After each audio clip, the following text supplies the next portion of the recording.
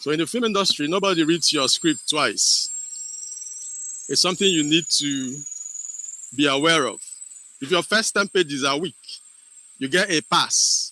A pass means it didn't go through. If your second act drags, you get a pass, they pass over it. That's what it means. If your dialogue feels artificial, they equally pass over it. So today we're not just learning how to write scenes, we're learning how to write scenes that don't get rejected. So that's our goal today. So at the end of the class, you should be able to write scenes that will captivate the reader and get your work to production. So first, let's start by understanding what a scene is. What really is a scene? A scene is a fundamental unit of dramatic action. It typically occurs within one location and a continuous time. It is designed to contain conflict and change, serving as the essential building block of screenplay structure. So a scene is the building block of an entire screenplay. And it has certain things designed into it. Number one is conflict. And then at the end of the day, there's supposed to be a result. Every scene has a purpose, which is the change it achieves. So why does a scene matter? Well, like we mentioned, it's the building block of your story or the script. So each block must contribute to your story in one way or the other. By advancing the plot, the scene could be introduced to advance your plot. You could use a scene to reveal character. You could equally want to escalate conflict, raise stakes, create emotional movement. And there are certain key points every scene must hit. In other words, things that a scene must achieve. Number one is clear objective. Why is this scene here? Why is it part of the screenplay? Can we do without it? So the objective must be what? Clear. Secondly, obstacle. A scene needs an obstacle that is being highlighted, because without obstacle, there might not be drama. So most scenes should be dramatic, and for that to happen, you need an obstacle, something standing in the way that needs to be surmounted. And once there's an obstacle, you've already created a conflict. And then the next thing is what? The outcome. Will the protagonist win? Will the protagonist lose? Will he achieve his goal or not? Will something be revealed? Would there be a reversal? How does this conflict end? So these are the things that a scene must achieve. Number one, clear objective. It must have a clear objective. It needs an obstacle to create conflict. And once there's conflict, it needs to be resolved, which gives rise to an outcome. The next thing we'll look at characters and objectives in a scene. We'll compare immediate objective versus long-term. So every character has an immediate objective and a deeper long-term goal driving their behavior. Like in real life, we all have our short-term goals and our long-term goals. So the scene should be able to capture the short-term goal, that's the immediate goal, in the light of the long-term goal. Also, characters and their objectives could involve hidden agenda and power play, just like in real life. So characters carry hidden agenda. There's power play, power dynamics, and status shifts create subtext beneath every line. So in a scene, you should expect characters to behave in keeping with their hidden agenda and their gunning forward for power. So these spice up a scene, just like you have in real life. So you have hidden agenda and power, and then you have stakes and escalation. What does the character stand to lose? What does he stand to what? To gain. That's the motivation. Okay. Now, what happens if they fail? The stake must be what? It must be clear. And the consequences must escalate throughout the what? Scene. So these are about characters and their objectives in a scene. They are driven by their immediate and long-term objectives, their hidden agenda and power play, and then stakes, what they have to lose or what? Gain. This determines how much escalation you would have in a scene. The next thing we'll look at conflict and tension. What are the different types of what? Conflict. A conflict could be interpersonal between one person and another or amongst different groups. It could equally be intrapersonal, that's within the person, a person versus himself, struggling with maybe his fears or maybe his hopes. A conflict could equally be a person versus a society or maybe a system. Okay, maybe an individual versus maybe a corporation. Okay, and then a conflict could be between a person and the environment, probably an animal in the environment or even nature itself. Okay, like in the movie Jaws, where the conflict is between the sheriff and a shark. So these are the different types of what? Conflict. The next thing we'll look at are tension devices. Devices you could use to apply tension in a scene. The first one is what? Interruptions. You could equally use what? Reversals. You can easily, by turning the expectation of the audience, okay, you could achieve what? A reversal. Probably the underdog wins. Something that's unexpected happens.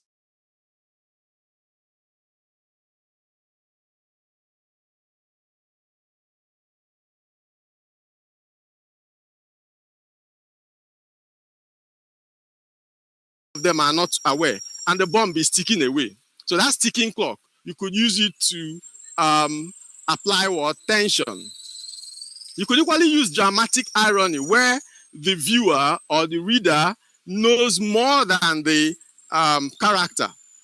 Okay, you know probably that the villain or the assailant is hiding behind the door, but the character doesn't know. He's calm, just opening his door quietly. So that heightens what? That could be used to heighten tension.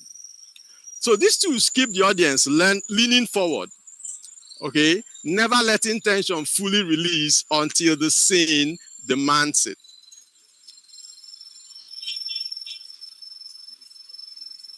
Now let's look at scene structure. How does a scene look? What are the components of a scene? The first thing is the opening hook. You drop the audience into action immediately. Like they say, you start in the middle of things. You start in the middle of things. Two friends meet, okay? You don't have to start where good morning, how are you? How are you? How are you doing? I'm fine. You need to cut off those things because, they don't really contribute to what you want to achieve by grabbing the audience's attention. So you start in the middle of things, right inside the action. Okay? The next thing is rising tension. Now, pressure starts building as obstacles do what? Mount. So each obstacle has to, the subsequent obstacle has to top the previous one so that you're able to achieve rising tension or from one obstacle to the next. The next thing is turning point. That's number 3. This is the moment where everything shifts. Okay? Everything does what? Shifts. That's the moment of what? Change in the scene. And then finally, you have the climax and outcome or resolution. You could even use a cliffhanger that pulls us what? Forward. So that we want to know what will happen in the next scene. So the resolution has to make us want to know what would happen next. So that's a scene structure. Opening hook, rising tension, turning point, climax, or outcome.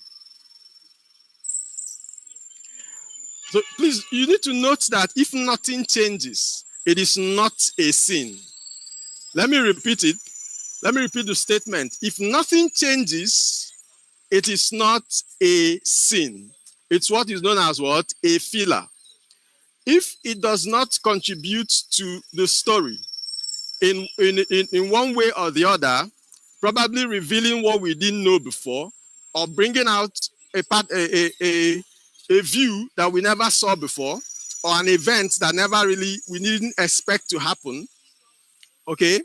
If nothing changes in a scene, it is not a scene, just a filler. Now, a scene should be able to give us new information, show characters taking what decision.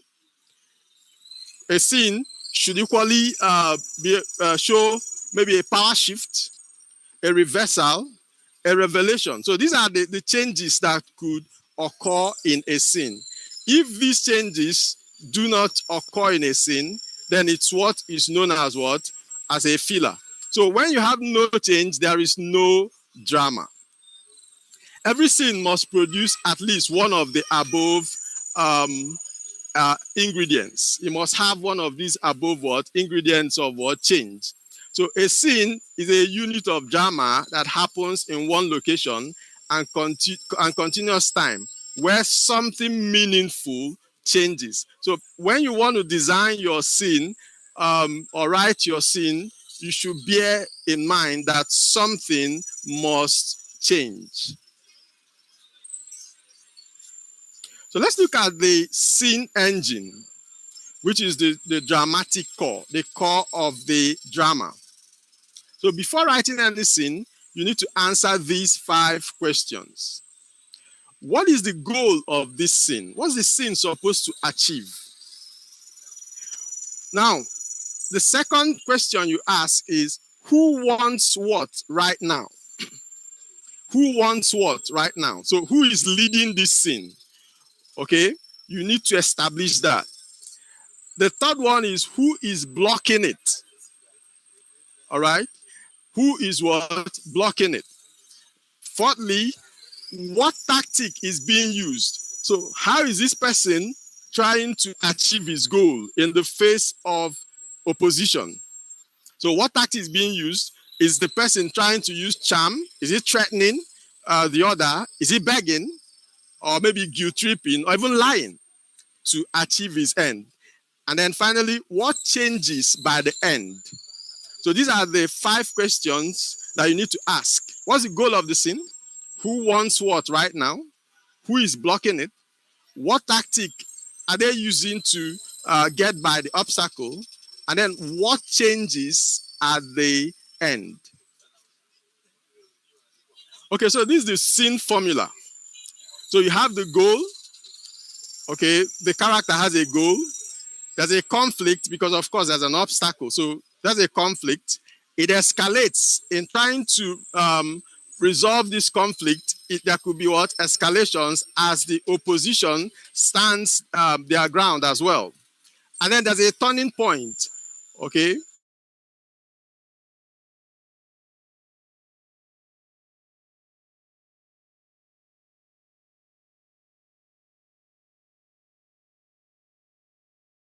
formula.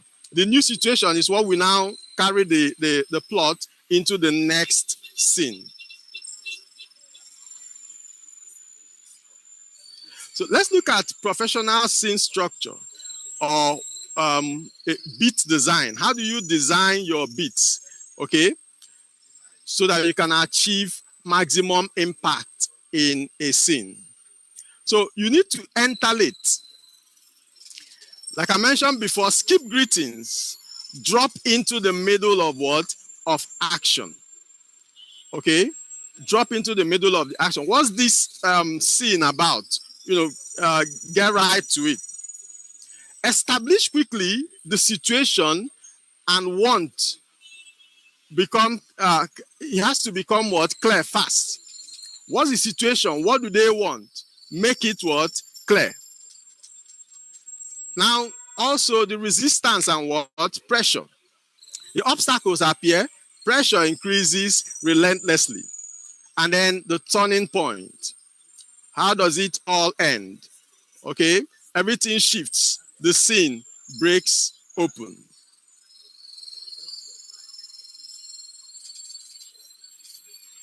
Okay, let's look at formatting a scene. Use a master scene format. How do you format a scene? That's it. That's the in a script. Okay, so you have the scene heading, or what's known as the slug line. An example is int. Int is interior. Ext exterior. Then you, whether it's interior or exterior. Then the location. Where is the place? And then the time. Is it day or night? And most script writing professionals suggest you stick to day or night rather than maybe later on or dusk dawn, because it might not be specific. So day, night, okay? Then you have the action or description. You have the what? Action or description, okay? So here you present what's we write in present tense, and then you do visual what? Writing, short paragraphs, okay? Nothing dense, okay? It has to be what? In present tense and short what? Paragraphs. Don't write dense paragraphs. It has to be lean as well. Now you have the character introduction, all caps for the first appearance of what? Of the character, okay? And then maybe a brief description of the character, probably their age, okay? But keep it brief. Don't get too, don't drag it out too much. Keep it what? Brief. And then you have the dialogue, okay?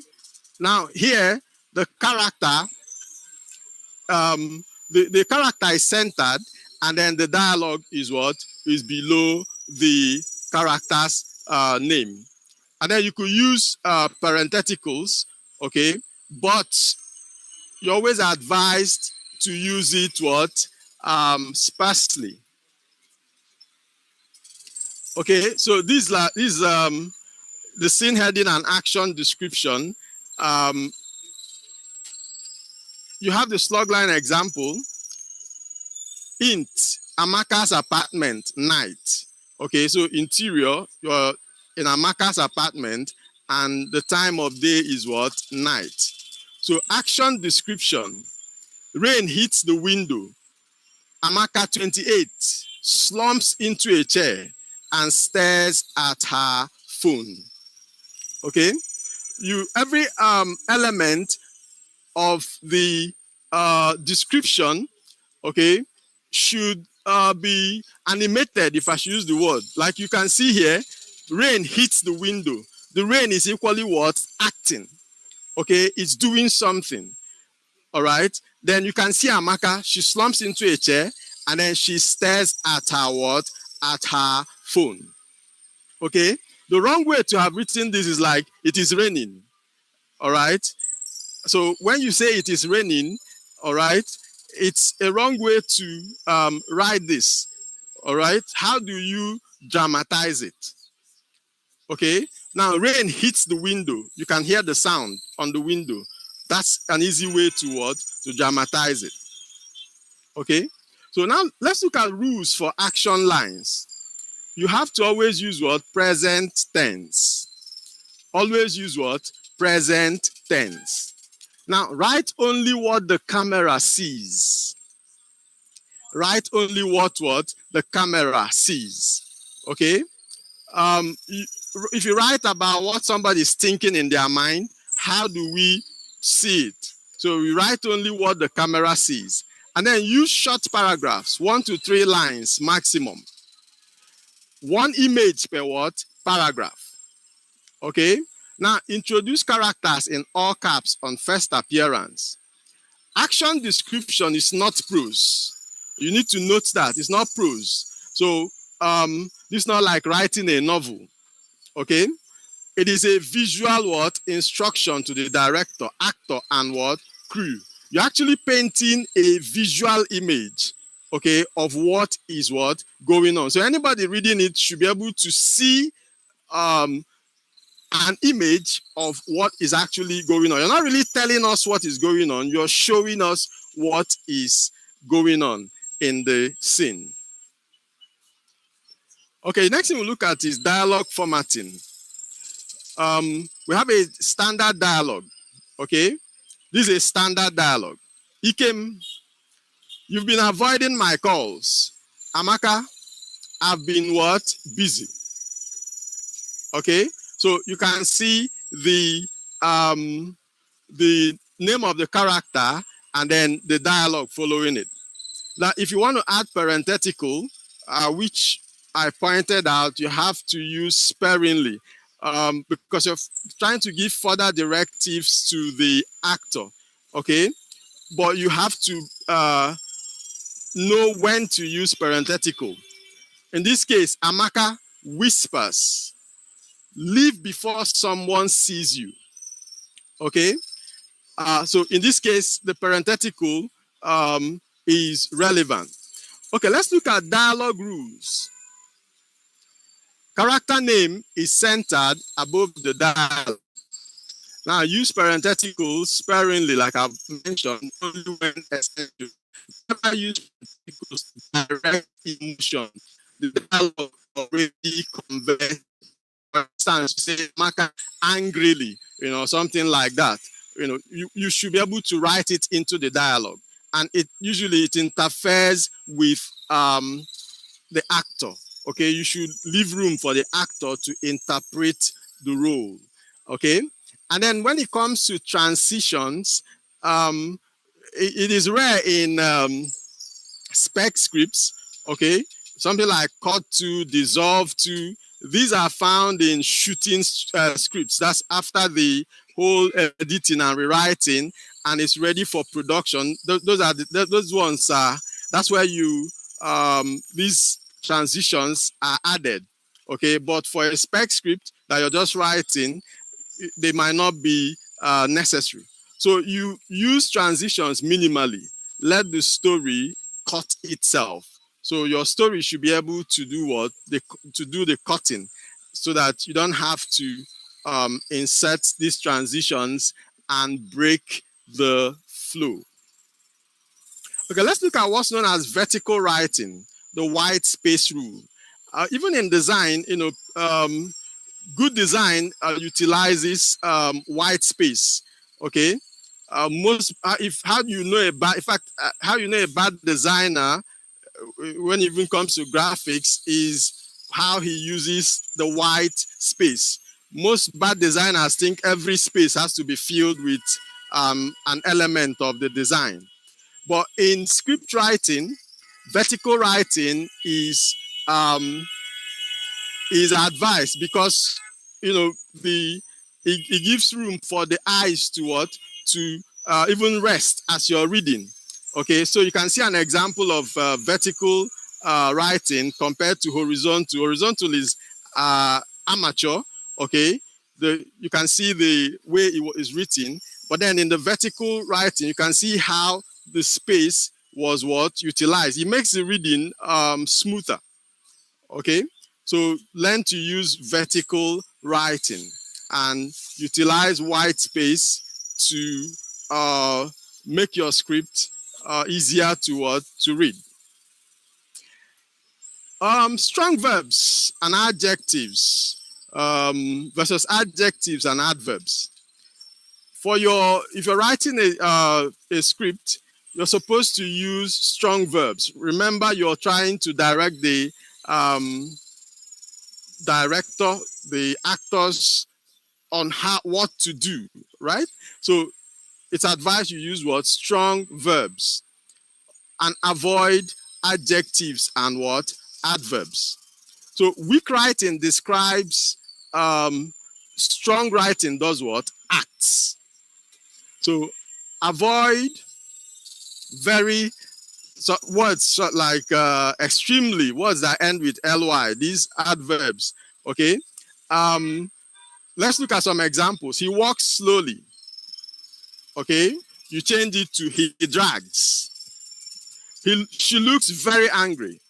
She glares. He says angrily. He snaps. She runs quickly. She sprints. Okay, so these are examples of where you could use a strong verb to replace adjectives and adverbs to make your writing more descriptive.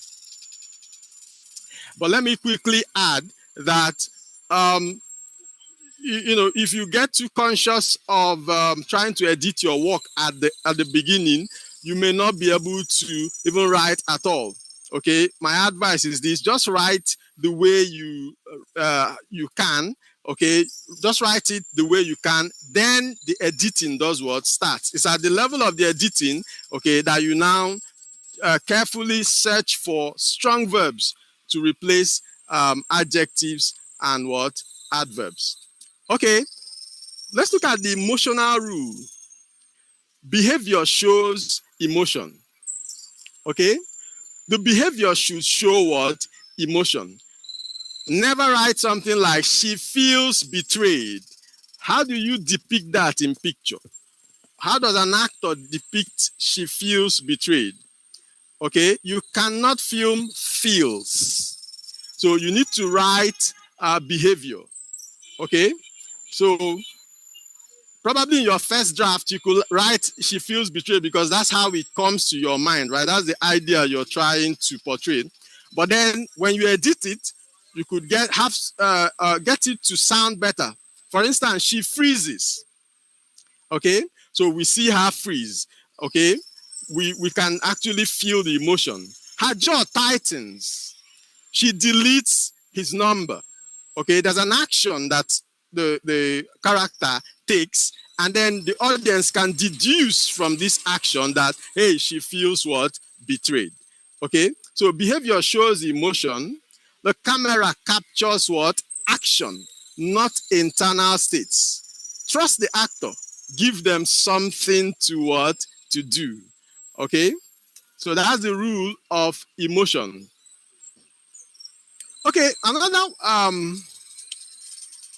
part of script writing that's a little bit dicey is when you're writing flashbacks. You know, you watch movies and then you see the lot in Nigerian movies. So there's always somebody, you know, thinking back to an event that happened previously. Okay. Of course, while flashbacks may be discouraged, you can't really, sometimes they might be what? Necessary. So in a situation where they are necessary, this is how you write a flashback. So let's define a flashback. So a flashback is a scene set in the past that interrupts the present what? Timeline to reveal key information. Okay, so it's put there because you need to reveal key information. It is used to reveal trauma, explain motivation, or recontextualize present what? Conflict. Okay, so if you want to write a flashback, you have to use an explicit flashback what? Label. So you have the flashback, Then the slug line or scene heading, like in this case, int village house night. Okay, and then you can see a date included there. Okay, to put the scene in context. And then you now, when you end the flashback, you end with end flashback. So that's how you write a scene that's a flashback. Now, you can see the time in the slug line, okay? Because the time, when you put it in the slug line, it helps to place even the viewer in the right context. Okay, on the other side of it, you could have writing flash forwards as well. Okay, sometimes the mind could flash forward to an event that probably has not happened yet. Okay, so the same way you write a flashback, you write a flash forward. So you start with the explicit description, flash forward, all right, then and then you end it with end flash forward. Okay, and you could use the term super, that's to superimpose, okay, to something like maybe 10 years earlier, okay, or maybe Lagos 2020 or something, okay. The superimpose is to give us an idea of what? Of time, okay. Which time are we talking about, okay?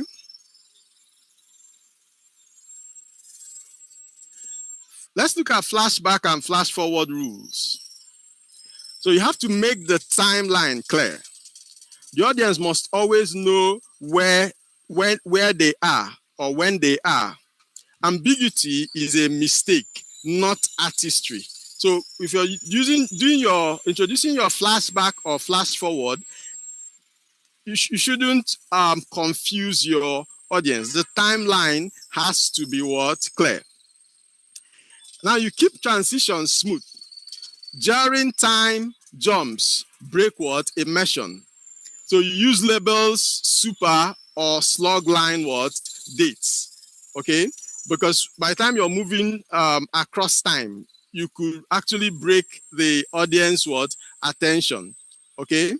So if you're going to do that, use labels such as super or slug line what? Dates to make it explicit that we are moving what? In time. Now, affect present what? Stakes. Okay? The flashback or flash forward has to come in at the right time. Okay? Just when it is needed. Okay? Because it has to come in at a point where without it, the story cannot proceed. If the story can proceed without it, then there's no point, introducing it. So every flashback or flash forward must change how we understand the present story. Now, avoid overuse. Never use time jumps just to dump exposition. Each one must earn its place dramatically. Okay? It's usually better when there's tension building, right? Okay, so that's when to introduce it, rather than just introducing it when the audience really don't have any expectations. So let's look at a full professional example of the application of all the rules we've mentioned. So the following scene demonstrates every principle covered: vertical writing, strong verbs, clear goal and conflict, turning point, and clean what? Formatting. So let's look at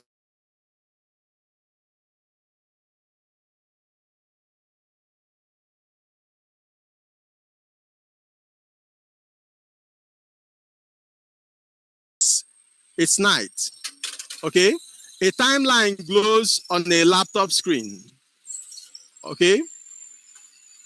On rendered footage, Amaka scrubs through a confession video. Her phone buzzes. Unknown number. She answers. So Amaka says, hello, silence. Then male voice, voice over. That's, you don't see the person. It's a voice over, delete the scene. So you can see the flow. Okay, it makes even the reading. Remember, you're writing for the reader. It makes the reading even, it makes it easier. Okay, and you're able to take in the scene without much complications. Okay, so this is an example of the application of these principles that we mentioned. Okay, the scene continues. Okay, so Amaka stiffens. Then Amaka says, who is this? Then the male voice, voice over. The reason you're still breathing.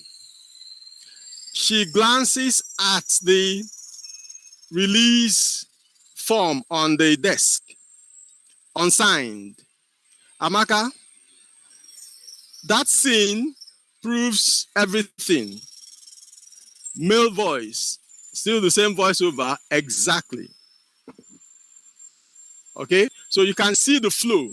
Okay, that's a vertical, that's vertical writing in motion. Okay, so what this scene demonstrates, you see vertical spacing.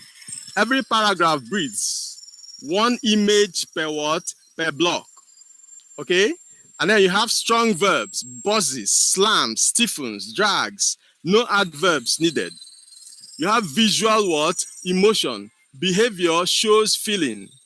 The unsigned form, the freeze frame. And then you have a clear goal and conflict. Amaka's goal is clear. The threat is what? Immediate. Stakes are life and what? Truth. She's choosing. That's towards the end.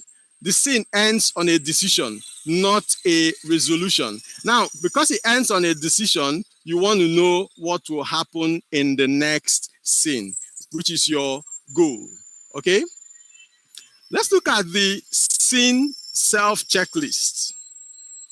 So this is your checklist to ensure your scene meets the standard. Let's look at the dramatic engine. Is there a clear goal? Is there resistance? Does power shift? Does something change? Okay, these are the questions you need to answer. The goal must be what? Clear. Is it clear what this scene is about? Is there resistance? Okay, you have to build resistance into your scene. You notice most flat scenes on TV. Okay, two people start laughing and they laugh all through. Nothing changes. Okay, and there's no resistance. They agree on everything. Okay, that's not a dramatic what scene. Now, does power shift? Okay, that's the change. Does something has to what change? Okay, at the end of what of the scene, the person laughing initially might start crying. Okay, and the person crying might be hitting their head on the wall, but something has to what change. It can't remain the same. If it remains the same, then it's not a dramatic what scene. So let's look at writing quality. Okay, this is still the self-check for a scene. The writing quality. Are paragraphs 1 to 3 lines? So you keep your paragraphs within what? 1 to 3 lines. Did I remove very and the ly words that end with ly really quickly? Okay, all those adverbs. Did I remove them? Okay, like I said before, when you're writing your first draft, don't worry about them, because that's if you worry too much, you might break the train of thought of your thoughts. Okay, that's not what you need at the beginning. But just understand that after the first draft, you have to check these things, remove words like very and words, adverbs that end with ly. Now, did I replace the weak verbs? Okay, like she is running, all right, or she runs quickly. Okay, why not say she sprints, something like that? Okay, because when you say she runs, we don't know how the run is going. Okay, she might be trotting or jogging. Okay, so you have to be specific. So you replace the word weak verbs that don't express the action explicitly, you know, explicitly. Sorry for that. Is everything filmable? That's another question you ask. Is everything what? Filmable. When you write, can we depict this on the screen? Can we show it as what? As an image? Can it be what? Acted? So that's another question you need to answer when it comes to what? Writing quality. Did I enter late and leave early? Did you accommodate unnecessary greetings, okay, and unnecessary bantering that do not contribute to the drama, okay? If you did that, then you didn't enter late. You entered too early. So you have to enter in the middle of what? Things and leave early. You don't you don't completely conclude the scene, okay? You have to know when to leave so that the reader or the audience want to know what will do what will happen next. So that's the self-check. Okay, let's talk about a professional truth. Up to this point, what you realize if you're studying script writing is that somehow the spell that used to grip you when you watch movies, okay, will start diminishing in intensity, because now you begin to realize the professional word truth. Screenplays are actually engineered documents. They're disguised as what? Art. Okay, it's like making furniture. Okay, you know, you get bits and pieces and then you join them, okay, knock them into place, okay, to achieve your goal. It's not like the whole thing just comes okay as one whole. So that's the professional truth. So you have to learn how to engineer your screenplay. You use white space, strong verbs, which portrays you as somebody that has what? Authority. Okay? Now, over your writing, clear conflict. There has to be what? Drama. And then change. That is the heart of what? Storytelling. So this is the professional truth. You're not just a writer, you're equally what? An engineer of sorts, engineering your screenplay. Let's look at best practices for budget-friendly scripts. Or like they say, bottom line is what? Is everything, okay? Everything is still about, in the long run, about how much is money involved. So you have to observe these best practices so that you your screenplay accommodates what? The budget, or is budget what? Friendly. 6 pillars of writing scripts that are powerful: producible and cost conscious. So let's look at these 6 pillars. Okay, that's for story development. You need to have a single central word: conflict. Focus on one driving problem. Avoid multiple subplots that dilute what? Tension. Because if you focus on one driving problem, you can build and escalate what? Tension. But if you have multiple subplots, okay, too many characters pursuing too many things, it dilutes the what? The tension. Okay, and ensure try to use character-driven words, stories. Okay, so let psychology and relationships carry the narrative over what? Spectacle. You're interested in the audience identifying with your character, because once the audience can empathize with the character, then they can follow your story through. Or maybe once the reader empathizes with your character, they can follow the story through. Another one is contained thrillers. Limit the world. Okay, you have to contain your thrillers. Limit the world. Pressure cooker settings amplify stakes without budget. Okay, so you limit the world. Imagine imagine maybe an assailant a killer is pursuing someone across maybe a large field, and the person has room to run, right? The tension is not there. But imagine you're inside maybe a warehouse, and then the killer locks the door, the only exit out of the warehouse. So you've limited the world, okay? And in that way, you can heighten the stakes, okay? Another one is psychological tension. Replace physical action with internal conflict and emotional dread, okay? Remember, your audience are always being moved. Your emotions are teleguided by your fears and hopes. So when your story starts getting psychological, okay, it kind of hooks the audience, because they can feel it. They can actually feel what is going on, okay? Another one is dialogue heavy scenes, too much talk, okay? It kind of it dilutes the tension, and then it breaks the spell. So engaging conversation is free to shoot and powerful on screen. So you have to use engaging conversation, okay? It doesn't have to get out of hand. Make sure you craft your dialogue to be punchy, if I should use the word. Avoiding subplots. Every scene must serve the central conflict. You cut it off, even though you might like it, but if it doesn't contribute to the central conflict, then there's no point keeping it there. Let's look at production-aware writing. Production-aware writing. In this case, you're writing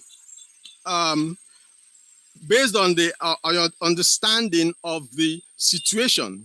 Okay, maybe you're writing for a studio, okay, and then there's a brief, all right? So you understand, look at the requirements.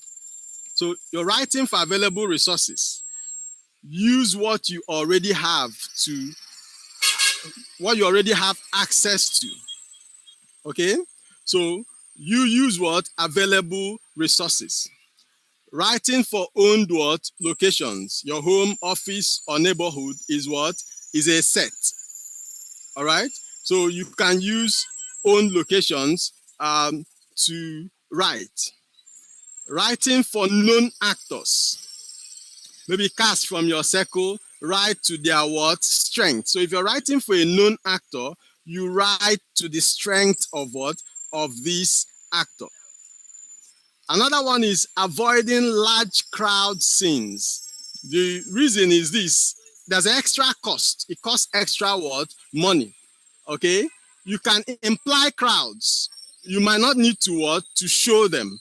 Okay, somebody might make a statement that the whole village is on fire. You don't need to show the whole village, but that's implied. Okay, avoiding night shoots. The reason is simple. Night lighting is expensive. Favor day interiors. Okay.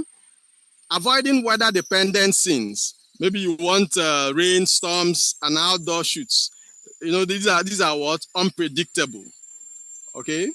Minimizing wardrobe changes. Each costume change adds cost and time. So you minimize the wardrobe changes. Avoiding stunts. Choreographed action requires specialists and insurance. Okay, maybe somebody jumping off a cliff or something, maybe jumping off an aircraft.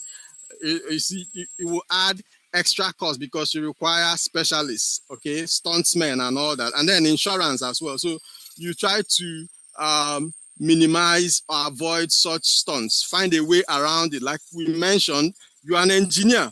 You have to find the best way and the most suitable way to tell your story, minimizing cost and still achieving your goal. Let's look at a cost-effective structure.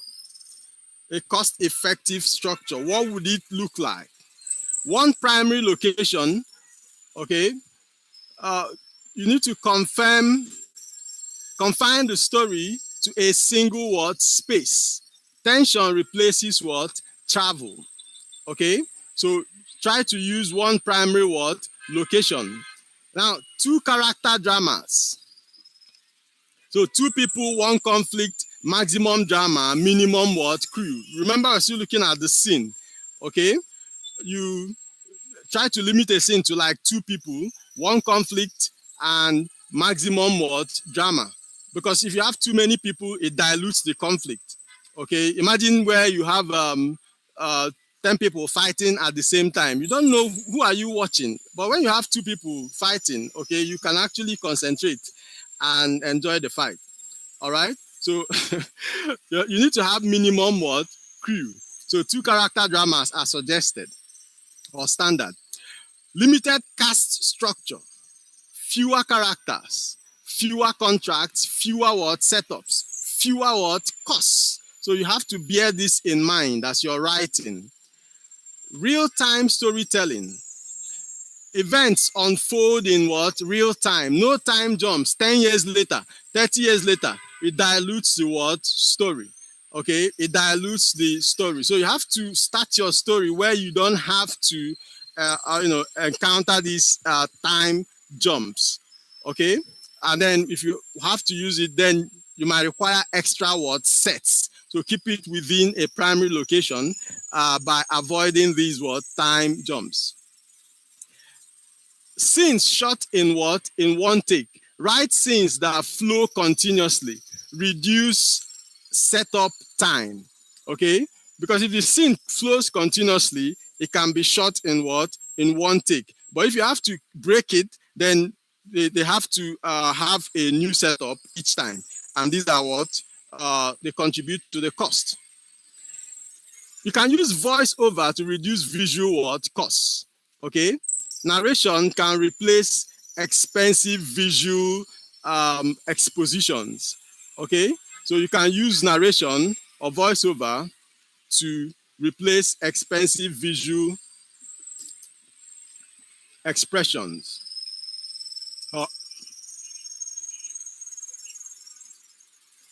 Now let's talk about visual economy. Lighting strategies. Natural lighting advantage. What's the advantage of the natural lighting? Okay, so you learn to utilize existing light to minimize equipment and what? Crew. Okay, so these are the lighting strategies. You're trying to cut cost. So you can utilize what? Natural lighting. Day interiors versus night interiors. Day interior scenes are far less expensive to light than night what? Scenes. Okay, and if you're using practical lighting, lamps, windows, and existing fixtures can serve as what? Light sources. Okay, so you make do with what you have, your lamps, your windows, your existing fixtures, you can use them as light what? Sources. Let's look at action economy. Suggesting action instead of showing it. Imply events through sound or character reaction, saving on complex what? Stunts. Okay? Assuming someone falls off a building, right? Or somebody is supposed to fall off a building, all right? Rather than showing the person falling off the building and all the way down, you could show someone standing down, and then the expression on the person's face, okay, tells us everything. So that's a way you could use suggested action instead of what? Showing it.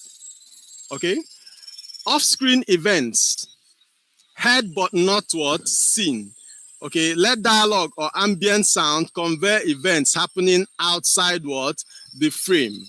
Okay, so maybe there's rain somewhere, and then you don't want to show it, but you can use sound to, and we know, okay, it's raining.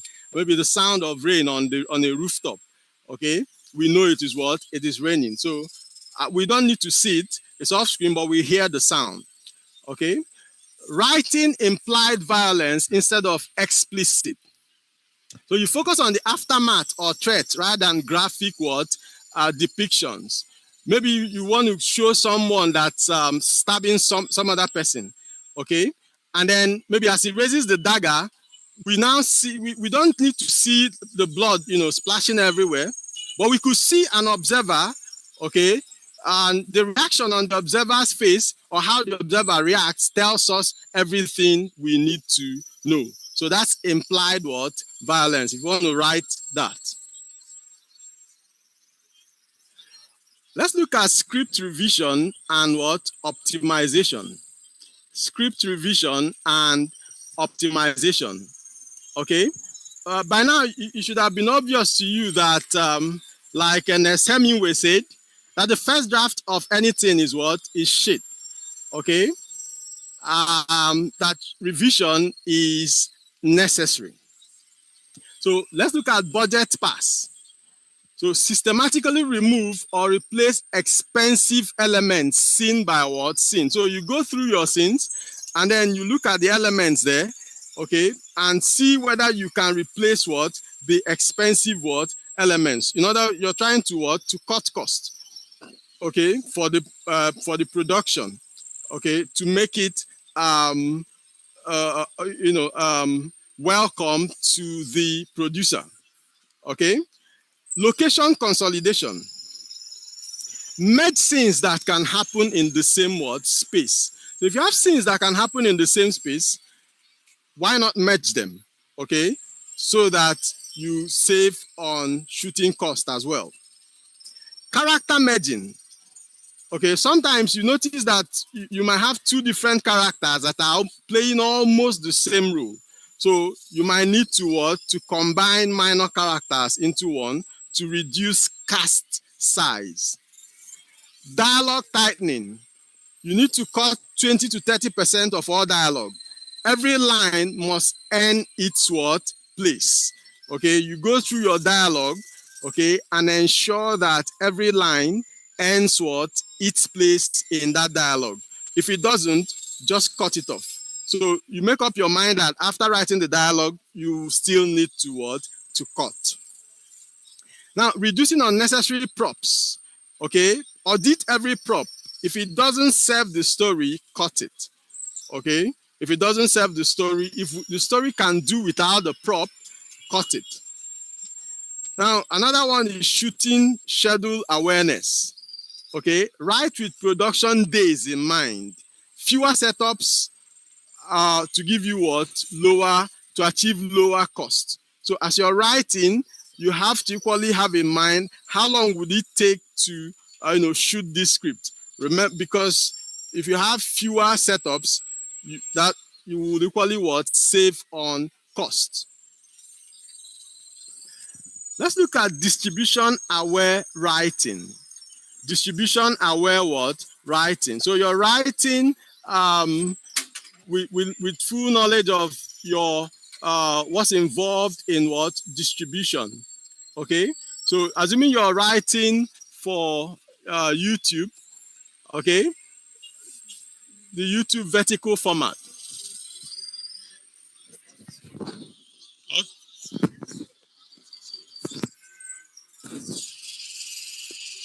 Just hold on, okay? Sorry for that, for the break in transmission, okay? If you're writing for YouTube vertical format, okay, you structure the scenes for mobile first vertical viewing. Keep action centered, okay, for vertical what? Format.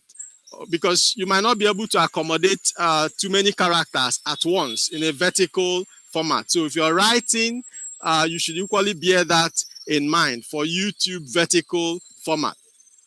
Now, if you're writing for 3 to 10 minute short films, you need a tight premise. Single conflict, one emotional what? Turn. No fat, okay? No fluffs. Cut off every fluff. For a short film, okay, your premise has to be what? Tight. Okay? All right, your premise has to be what? Tight. So now, if you're writing for episodic cliffhangers, you need to end each episode on an unresolved tension that demands the next. So remember your goal. If you're writing episodes, you need them to watch the next one. So you need to end it where they can anticipate the next episode. If you're writing for mobile first viewing, you have to assume a small screen, favor close-ups, dialogue, and reaction shots.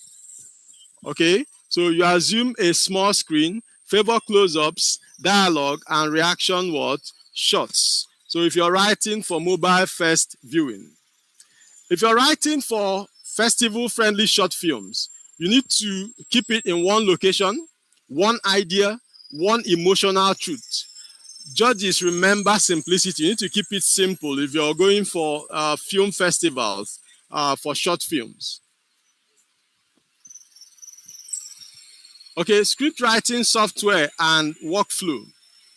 Okay, so I want to introduce you to some script writing software and workflow. In the age of computing, okay, we have industry tools. So you can check out any of them. You have Final Draft, Celtex, Writer Duet, Fading. There are quite a number of them. They are all industry standard options. Another thing with the workflow is auto formatting. These software, they can handle the software that can handle your slug lines, dialogue indentation, and page count automatically. This software, they do that. Okay, there's room for the slug line or the scene heading. Okay, they position it, format it. Okay, even your dialogue indentation. So you don't need to worry about that. And then collaboration, real-time co-writing, revision tracking. All this can be done using the software and workflow. Beat boards and production exports built in. So you need to check out these software to help make your writing and formatting standard.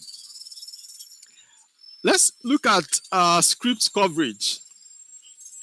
Introduction to script coverage. So script coverage in a professional is a professional evaluation report used by producers, studios, film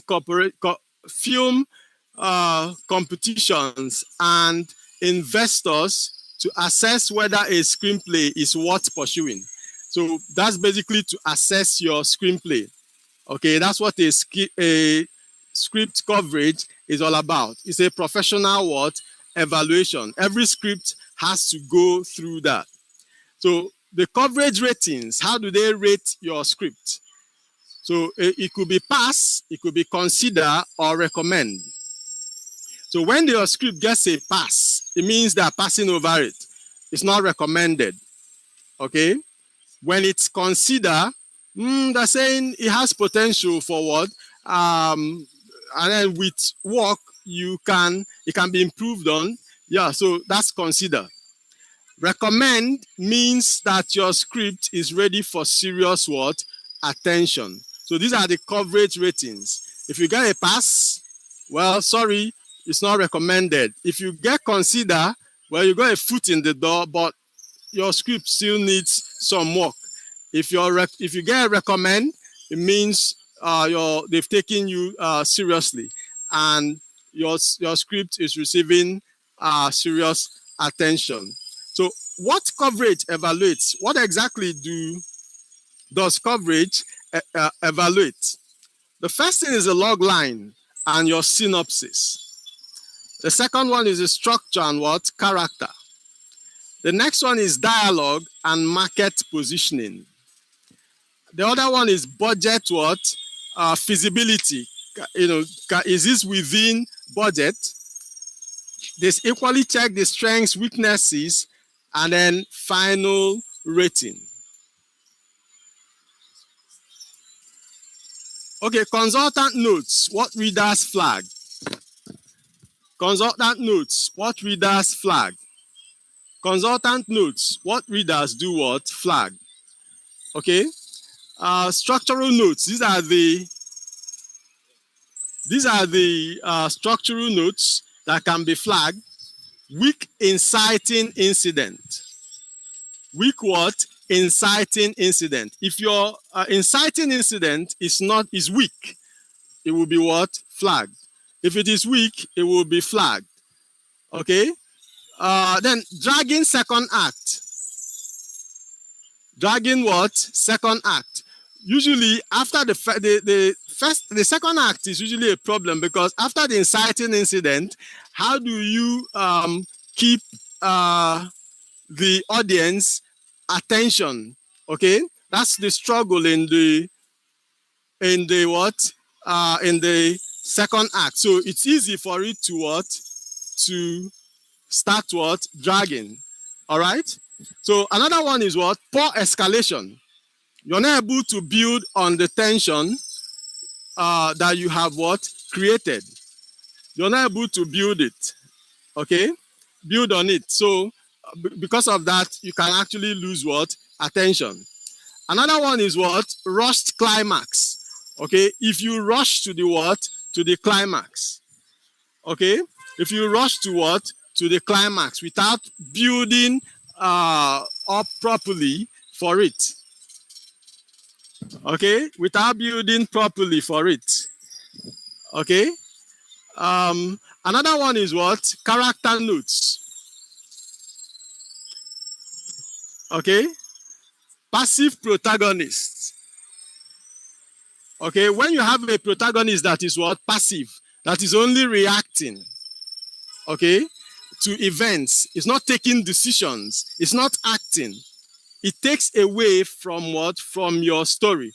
All right? Most of the time, the other people are acting and the protagonist is just reacting. It doesn't take the initiative. Okay? In such a situation, you have a passive protagonist. Okay?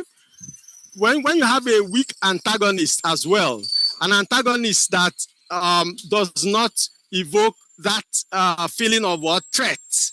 Okay? It might equally take away from your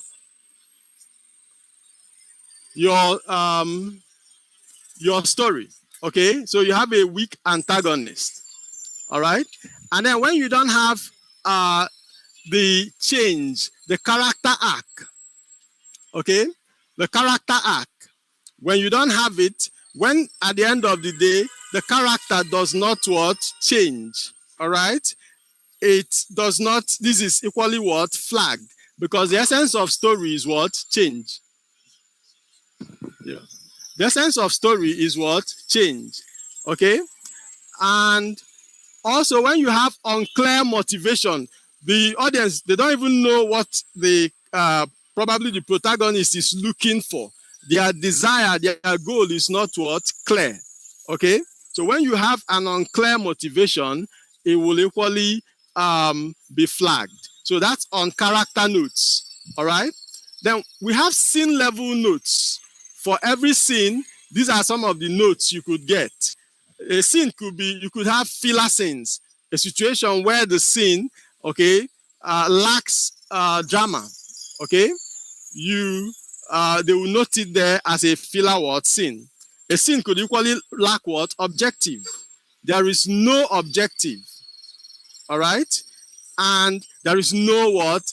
Turning point, okay. So these are the notes you could get at what? At scene level. Also, you have dialogue notes. On the nose dialogue, okay?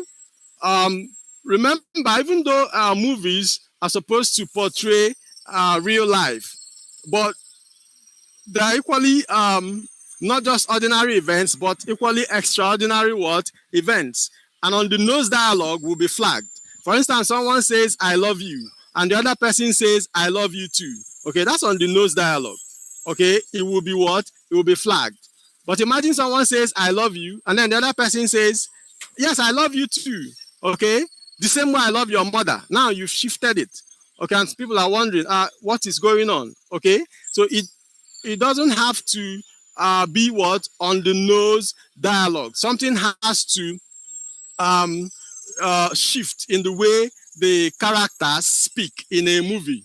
Okay, and then another one is exposition heavy. Someone sits down, like we see most of the time in our movies. Two people are sitting down and talking about what happened 20 years ago, and they spend like 5 minutes, just talking about, what happened. That's exposition heavy. There's no action going on, and it kind of, it will be flagged, okay? And then you have flat voices. Voices that lack what? Emotion. Voices that fail to, that are not backed up by what? Action. Okay, someone says I'm angry, and then there's nothing going on to back up the anger. Okay, these are flat what? Voices. So your dialogue has to, if you have such flat voices, exposition heavy dialogue, on the nose dialogue, these things will be what? Will be flagged. Okay, so this is what you expect to see in a consultant's what? Notes. Well, and these are the things that the readers do what? Flag. You have the structural notes, the character notes, the scene level notes, and the dialogue what? Notes. Okay, budget notes also flag. Okay, too many locations, crowd, scenes, and expensive action sequences. So this, when it comes to budget, they could equally what? Flag certain things like the too many locations, crowd, scenes, and all that, because they are looking at cutting what? Cost. The next thing we'll look at is handling rewrites professionally. Handling rewrites professionally. Okay, it's professional to be able to handle what? Rewrites or feedback from maybe from a reader, okay? Or if someone reads your work and gives you feedback, okay, the fact that they maybe fault certain aspects of your writing you don't have to take it what? Personally, okay? Always focus on the fact that you're trying to get the best, all right? So you need to separate your ego from your script, okay?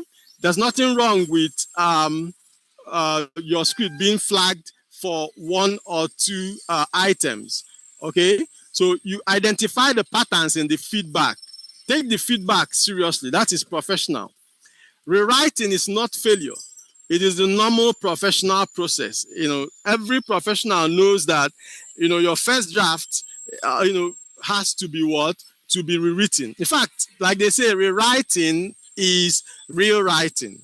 Okay, so you should expect that you have to rewrite your script over and over till you get it what? Right. So in trying to handle rewrites, you need to look at the big picture pass. So you need to fix structure first, okay? Strengthen stakes, improve what? Escalation. That's the big picture. That's the reason why your work probably was passed over, okay? Maybe it lacked what? Structure. So you fix the structure first, then strengthen the stakes and improve what? Escalation. Another thing is character pass. Clarify what? Motivation, okay? Raise internal conflict, strengthen what? The character arc.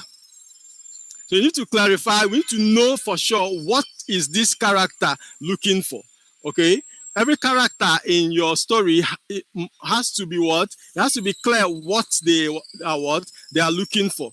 It has to be clear where they stand, all right? And then you need to learn to go psychological by raising internal conflict. It spices up your work. And then you strengthen the character arc. We need to see the change that takes place in the character. So when these things are not there, that's why you get a pass on your character. Now, scene pass. Why is a scene passed? Okay. Well, why does a scene get a pass?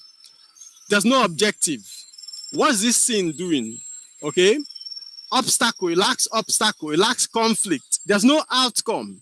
Okay, so every scene that doesn't have objective, obstacle, conflict, or outcome will get a pass. Okay, which means it will be they will pass over it, right? It will be rejected. Okay, they will flag it. So another thing is dialogue pass. Why does a dialogue get a pass?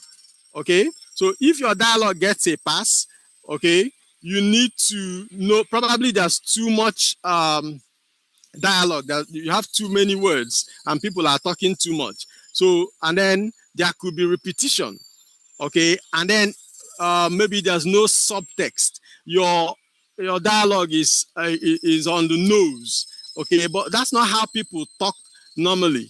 Okay, you meet someone and you ask them, how are you doing?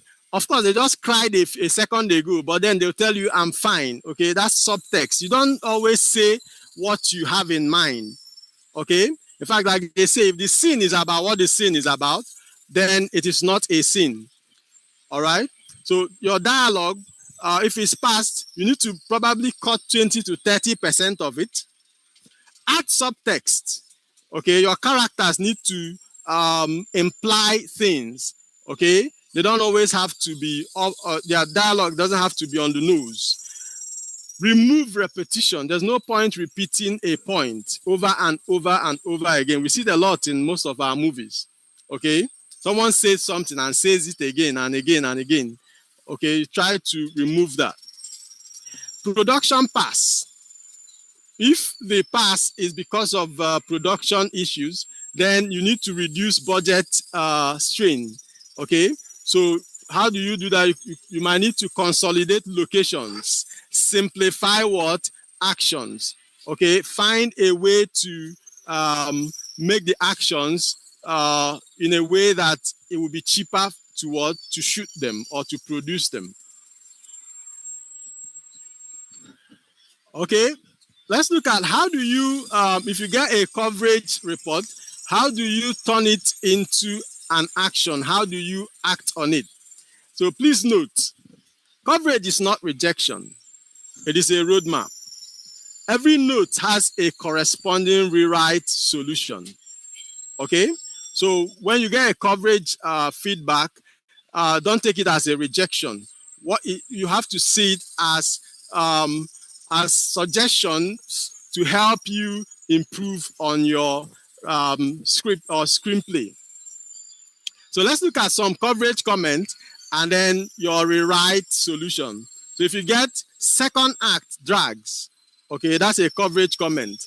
You might need to introduce a midpoint twist. So as the second act, goes on, you might need to introduce a midpoint or twist. Okay, something that would awaken attention, and then you can now build tension on it. Protagonist is passive. Your protagonist is only reacting. You need to give the protagonist a situation where the protagonist can take what? Decisive what? Action. So your protagonist has to what? To become or rather take more what? Actions, not just reacting to the situation. Dialogue feels flat. If you get that response, what do? You increase conflict and what? Subtext. So that's the way to spice up your dialogue. Okay? Antagonist is weak. You strengthen your opposing what? Goals. You make your antagonist more become more of what? Of a threat. Climax, not end. Build stronger what? Escalation. Okay, if the climax is not end, you might need to build what? Stronger escalation. Okay, to justify the climax. Let's look at advanced rewrite techniques. Okay, these are advanced what? Rewrite techniques. Techniques you can apply to make your work standard. Reverse outlining. Map what you actually wrote, not what you intended, to find structural what? Gaps. Okay, so you go through what you wrote and map it. Okay, this gave rise to this happened after this happened after that, and then by the time you map it, you can actually see where you have what? Holes. Emotional scene tracking. Track the emotional state of each scene. Ensure variety and what resolution across the script. Okay. Make sure that your the emotional state in each scene or in the different scenes, you have variations in what emotional what state. Okay, so that it doesn't all appear what flat. Therefore versus and then logic. Okay, scenes should connect causally. Okay, one scene should cause the other and then should cause the other. All right. Therefore and but they drive what story. And then creates a list. Sometimes you could just have scenes that you just join together. Okay, if one scene does not cause the other event, then you don't have the right logic. So you use the therefore, which is the implication of one scene. The next scene is the implication of the previous what scene. So one scene causes what the other. Okay. Now raise stakes progressively. Compress timelines, deepen moral what dilemmas, increase consequences at every what turn. So your stakes has to increase what progressively. Okay, with each new stake, you heighten the stake. With each escalation, you heighten the what the beat. Okay, till you get to what to climax. Okay, now remove 10% of dialogue. Cut ruthlessly, strengthen the what? The ticking clock. Enter late and exit what? Early. Always. Always do that. Okay. You need to always refine your dialogue till you're able to what? To get it to get the right what? Impact. Okay. So if you need to cut, make sure you do it ruthlessly. Professional rewrite checklist. This is your checklist, okay, to ensure your work is professional. Story and structure. Does every scene create change? Are stakes escalating consistently? Is the climax emotionally earned? Is the ending satisfying and what? Inevitable? Okay, so that's on story and what? Structure. These are questions to ask yourself as a professional. Then you go to character and conflict. Is the protagonist active? Is the antagonist strong enough? Is conflict present in every major scene? Of course, not every scene might have a deciding conflict, but most major scenes have to have what? Conflict. Is dialogue layered with subtext? In other words, if your characters say what they have in mind, okay, then that's on the nose dialogue, all right, and it doesn't work in movies. Okay, you have to learn how to use what? Subtext, where a character says one thing and means another thing. Now, when it comes to production, is the script producible within budget? That's what the producer, that's his major concern. Okay, the script has to be what? Within budget, because no matter how good the script is, if it's not within his budget, well, there's nothing he can do about it. Okay. Okay, preparing for resubmission. Now you've done the rewriting and you're preparing for what? Resubmission. Okay, polishing for submission. You need to proofread. Okay, you need to do formatting check. Logline refinement. You refine your logline. Synopsis improvement. And then title what? Evaluation. Your title should be able to captivate. Okay. Industry readiness. How do you get your work to be industry what? Ready? You need to understand contest expectations. Okay, assuming you're writing for a contest, what are these the organizers what? Expectations? Okay, And you need to meet all submission guidelines. Ensure originality, because they're always, especially for this contest, they're always looking out for originality. Protect your intellectual property. Okay? A polished submission signals professionalism. Readers notice formatting errors before they notice your story. Give your script every advantage before it reaches a reader's desk. Advancing your script writing career. How do you do that? How do you advance your script writing career? So it's a fiercely competitive industry. Raw talent alone can't get you to stand out. So you might need to have a portfolio. Okay, it serves as your critical first impression. It communicates your professionalism and readiness long before any personal meeting. So you need to have a portfolio. Producers and agents often make crucial decisions based solely on what they see in your submitted package. So a strong curated portfolio transforms you from an unknown aspiring writer into a credible and respected industry voice. Let's look at the professional script package. The professional script package.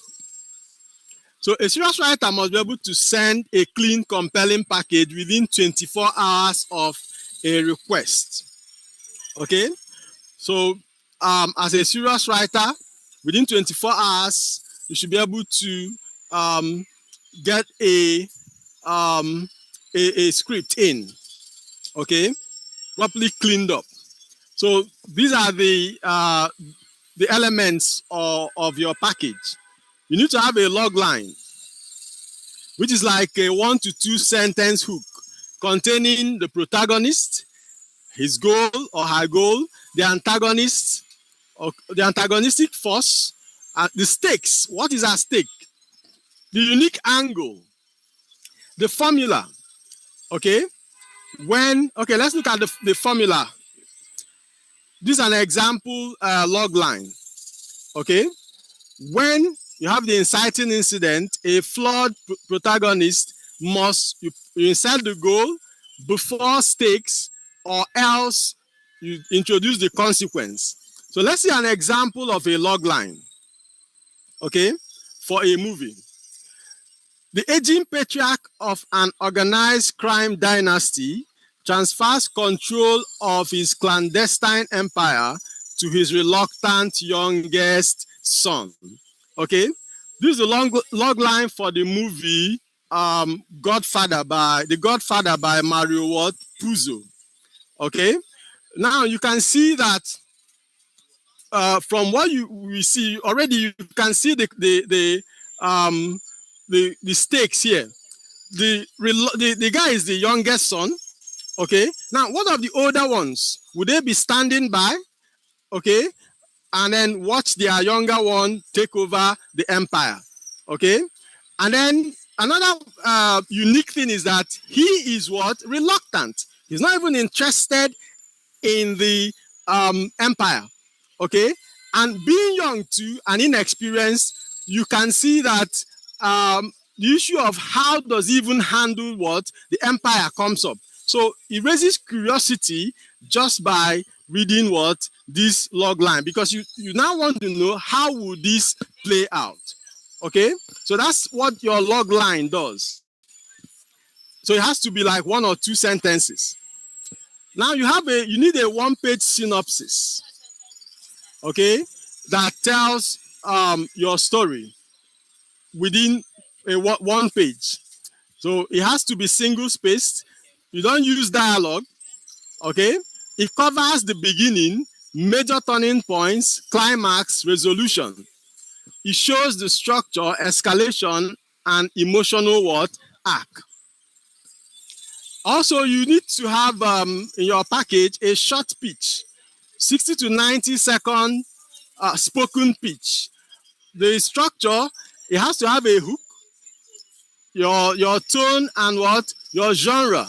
Okay, You need to make known the genre, the protagonist, core conflict, stakes, why it's what unique, and you need to memorize it. Okay, you need to memorize your short pitch. Okay, you need to recite it over and over again till you memorize it. Also, you have your writer's bio. Who are you? Okay, so you have a one paragraph. Okay, so you need to include your genre focus. Which genre are you interested in? Major achievements. Okay, your contest placements, assuming you've entered for contest before. Okay, you tell us, you might include it there. Maybe you came fourth, you came third. Okay, you were runner up, you even won. Okay, this helps to boost your image. Your unique background. Okay, maybe you want to write a story on pollution and you have a background in probably biochemistry. Okay, that might environmental biochemistry. Yeah, somebody reading it might say, okay, maybe yeah, you might have an idea of what you're writing about. Professional positioning as well. Okay, so you need to position your writer's bio should position you professionally. Reveal your major achievements, and it has to be like a one paragraph text. The next thing is the script sample. Okay, have at least 2 polished samples ready. One feature, one shot, or TV pilot. So you never send your first drafts. You never send your first drafts. Okay, you need to have revised it before sending it. Writing multiple samples. Okay, so you're not a writer until you have range. You have to have the ability to write different samples. Okay, like a feature screenplay, short film, a TV pilot, or maybe web series concept. Okay, so if you're writing a feature screenplay, maybe 90 to 120 pages, commercial or prestige position, and this is your flagship script. Okay, but you should equally be able to write short film scripts, maybe 5 to 15 pages. These are festival friendly scripts. Okay, film festivals prefer them, and you need to use high concept and low budget. Okay, so it's important for a short film script. And then for TV pilot sample, maybe about 30 pages, half an hour, or maybe 55 to 60 pages, 1 hour. Okay, TV show. Okay, so you should be able to write in these different samples, or maybe a web series concept, 5 to 10 page pitch document. You need to include series overview, tone, character bios, episode breakdown, and all that. Let's look at protecting your work. It's quite important that you realize this is business, and you need to protect your work. Let's look at copyright and contracts. Copyright basics. In most countries, including Nigeria and the US, copyright exists automatically once the work is fixed in tangible form. So once you have a tangible form of the work, the copyright is established automatically. You may additionally register with National Copyright Office or the WGA, the Writers Guild of America. Okay, that's additionally. Contract overview. Never send full script without a submission agreement. Email trail and clear documentation. So you need to ensure before you send your full script that there's a submission agreement, an email trail, and clear documentation. And always read the rights granted, duration, territory, and compensation. You need to look at the information surrounding the contract before you send. Okay, like I said, this is business. Let's look at options and IP. Okay, that's intellectual property. Option agreements. An option is a temporary exclusive right to shop your script. So what are the key elements of an option? You have the option fee, which is paid upfront. You have the option period, 6 to 18 months. That's the typical duration. And then you have the purchase price if exercised. Okay. And then you have extension terms.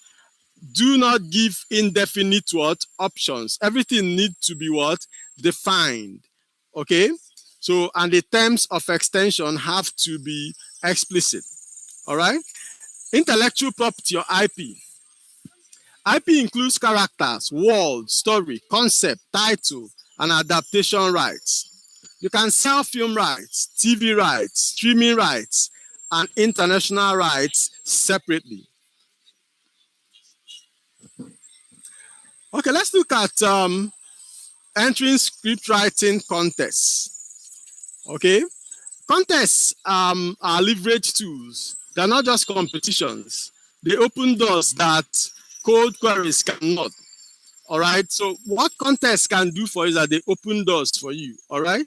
You're able to send your script to people that can read it and might even want to produce it.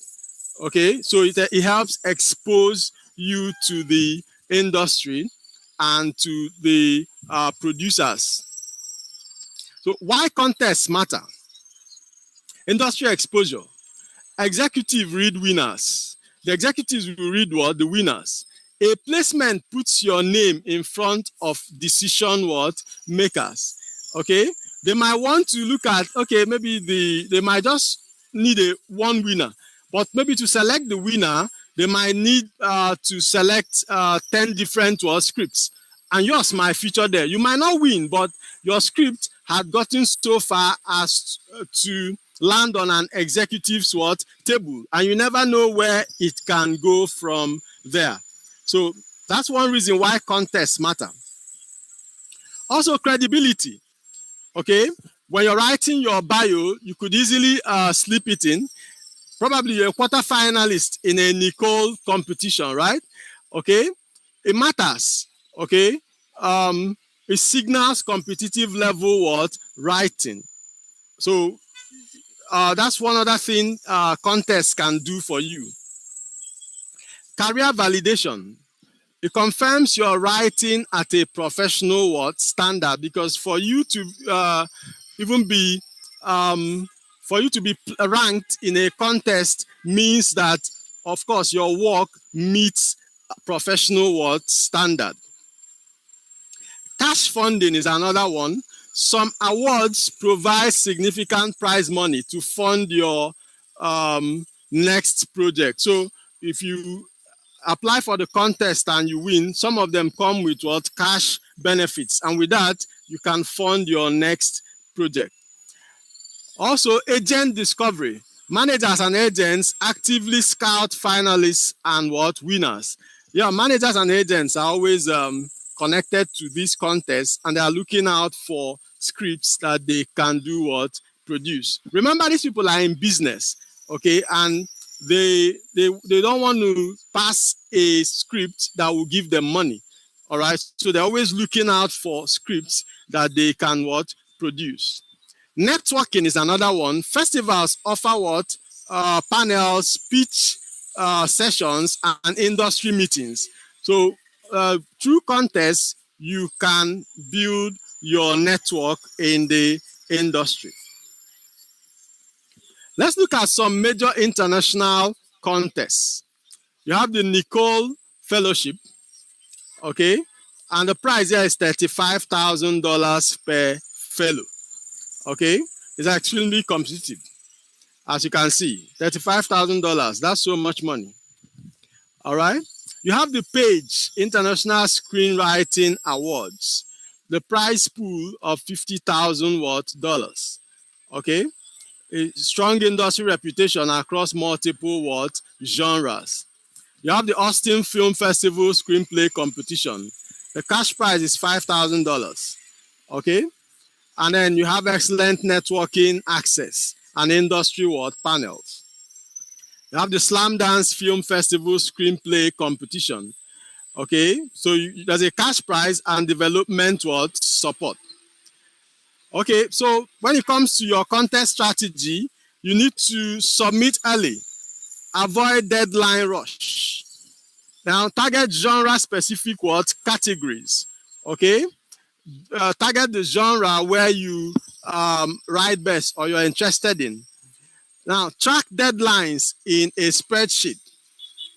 Okay, so you don't miss the deadline. Use placements in your email signature. Okay, assuming you have you've been a Nicole Fellowship quarterfinalist before. Okay, you've been ranked in a previous competition. You insert it in your email word signature. This will help boost your chances of success. Okay, where to sell or option your script. Where to sell or what option your script. Knowing where to go is as important as what you've written. So where can you go to sell your script or option your what script? So there are online marketplaces and what platforms. So you have Film Freeway. This is a primary submission hub for film festivals and screenplay contests worldwide. Okay. Now you have the Coverfly. It tracks your rankings and placements across multiple competitions in one profile. You have the Blacklist. Writers upload scripts for industry what evaluation and discovery by producers. Okay, that's what writers can do on Blacklist. So these are online marketplaces and what platforms where you can sell or option your what scripts. And then you have the ISA Connect, International Screenwriters Association. It's a networking platform with job postings and industry connections. Okay, let's look at selling versus what? Optioning. Selling, do I sell, do I option? Which one is better? Okay, let's compare the two. Selling, full transfer of rights. When you sell, you transfer the rights to the work fully. That's usually a one-time payment and it's often a large payment. Okay? You lose ongoing control. You lose control over the script. So that's if you want to sell outright. Now, optioning. This is temporary. Okay? It's a temporary exclusive what? Hold. All right? And then you have a smaller upfront fee. Payment triggered only if what? Produced. That's the condition. The payment is triggered only if the script is what? Produced. Okay? So we've compared selling to what? Optioning. Let's look at negotiation basics. Okay? This will help you to negotiate better. So you need to know your market value. What's your market value? Comparable sales. People in that have such value, what are they paid? Okay, that offer such value, what are they paid in the industry? So you compare sales as well, and then rights being what? Transferred. Okay, what are you transferring? Is it full transfer or is it a temporary transfer?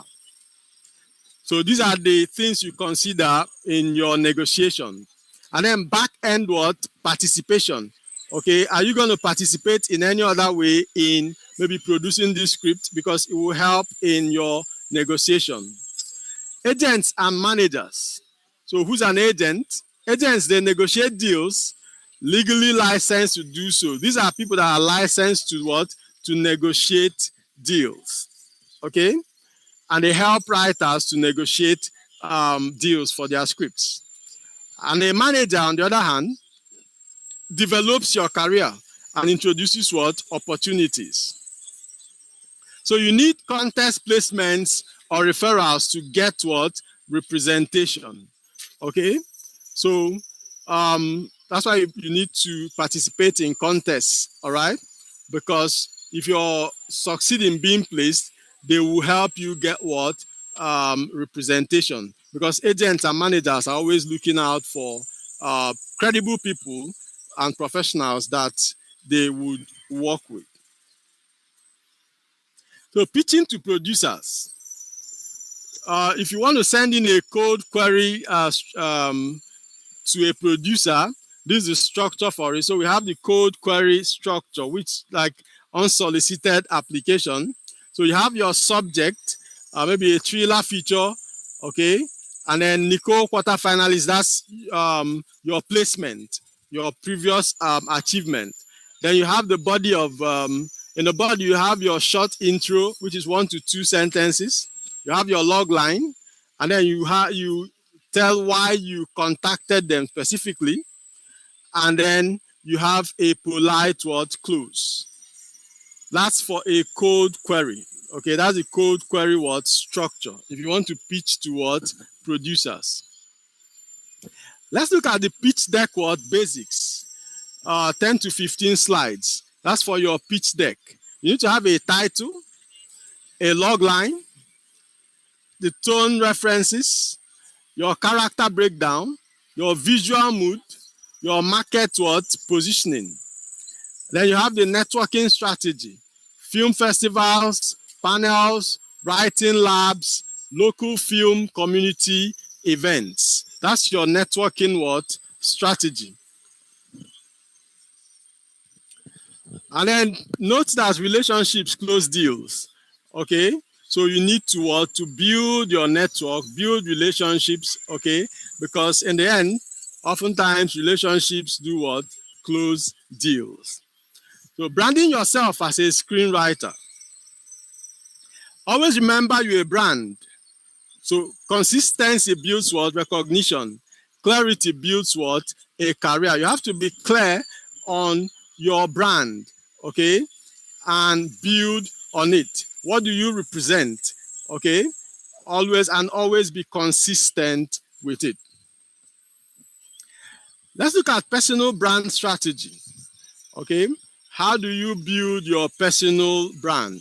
So you need to select a genre niche. Define your genre: thriller, drama, faith-based, and so on. Specialization makes you memorable and what? Referable. So you need to choose your genre. And if I may add, choose a genre that interests you. Okay, what type of movies do you like watching?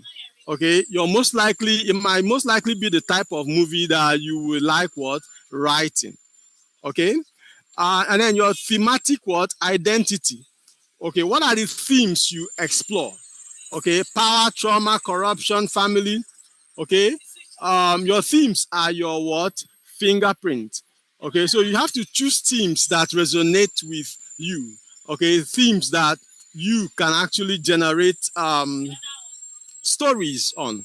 Okay, and then the tone and voice. Are you dark, comedic, satirical, or prestige? So you have to choose your tone and voice as well, and be consistent with it. Okay, so that once it's maybe somebody sees it, say, okay, it's this guy, it's this person. All right, so that your brand can be what? Recognizable across all your work.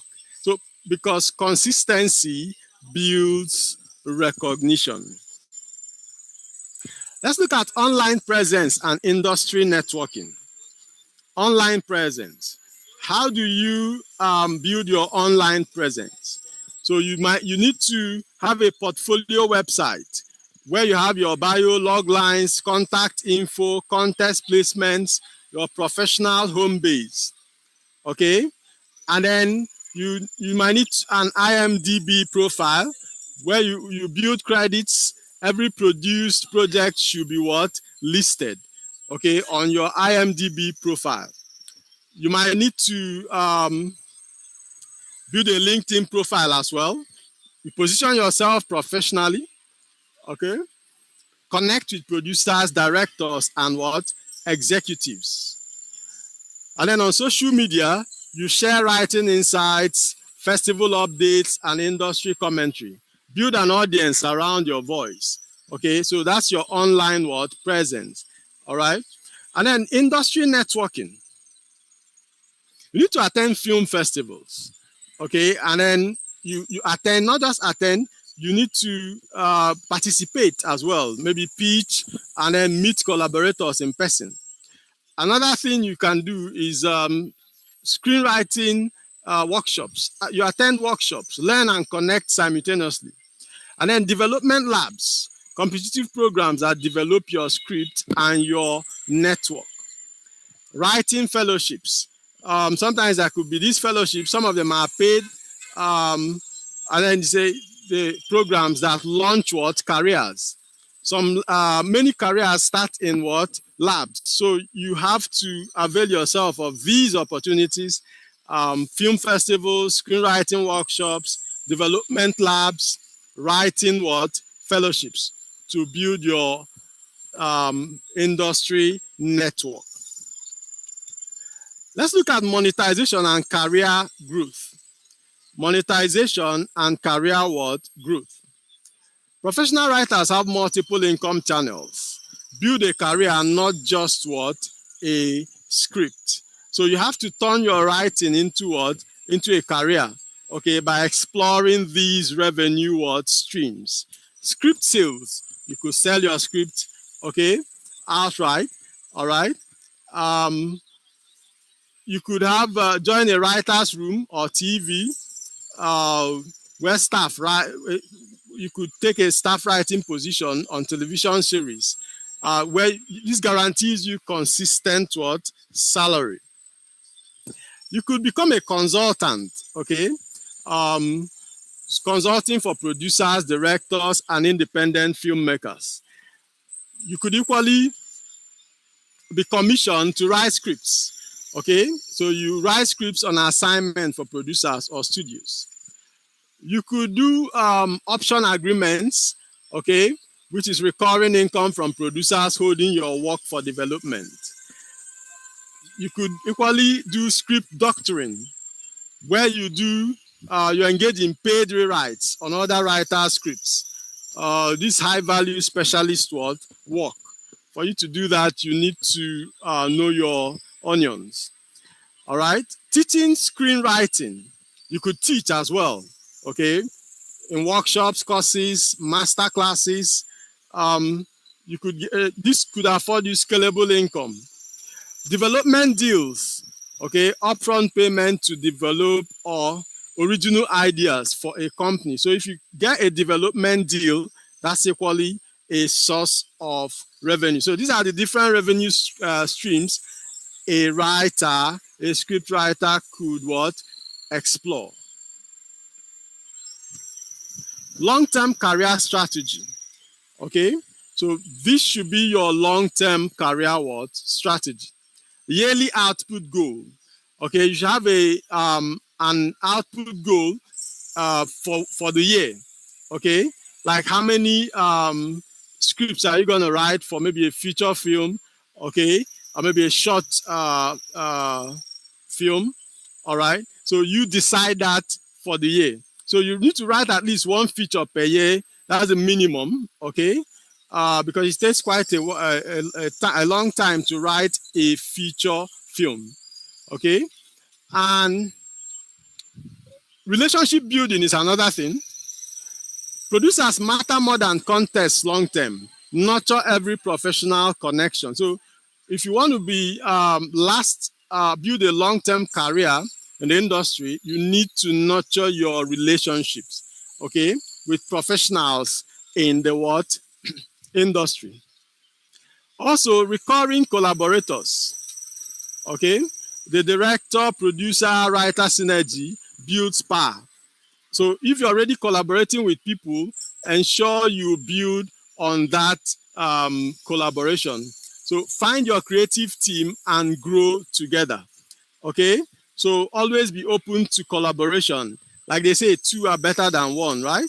Okay, because the collaboration will help you achieve much more than working in isolation. So if you find collaborators that help you bring out your best, try to stick with them. Expansion. Move into directing. Try out other aspects of the filmmaking business, producing or show running. Okay, ownership increases what? Profit and creative control. So that should be your long-term career strategy. Ensure your output goal, okay, your yearly output goal is properly delineated, and then your relationship building. Make sure you build your relationships. Open yourself to collaboration, and then expand to explore other opportunities in the industry. Okay, final industry truth. Talent write scripts. Professionals build what? Ecosystems. Talent write scripts. Professionals build what? Ecosystems. Okay, you can't succeed in isolation. You need to build your network, collaborate with other professionals in the industry. So you need to package properly, protect your IP, enter smart contests, market strategically, brand intentionally, monetize wisely. You transition from aspiring writer to working screenwriter when you do these. Okay, so that's the final industry truth. Okay, with that, we've come to the end of today's session, and I believe I deserve a round of applause. Okay, and as the claps are coming in, I equally expect your questions. I equally expect your questions, and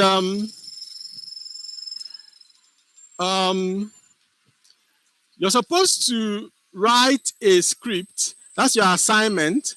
Okay, you're supposed to write your script assignment before Friday class, because it will be reviewed on Friday class, and you equally be given feedback on Friday class. So your script assignment should be ready. Your script assignment should be ready, okay, by Friday, so that we can what? It can be reviewed. Your questions. Okay. So let the questions come in. So questions. Thank you for the applause. Thank you. So we're going through your questions. Okay. So sending your questions, this question time. Sending your questions. Okay, and remember the assignment, the script. It needs to be ready by Friday, because we'll give you feedback. Okay. Okay. In the absence of questions, I think I'm still waiting for your questions, but in the absence of questions, okay.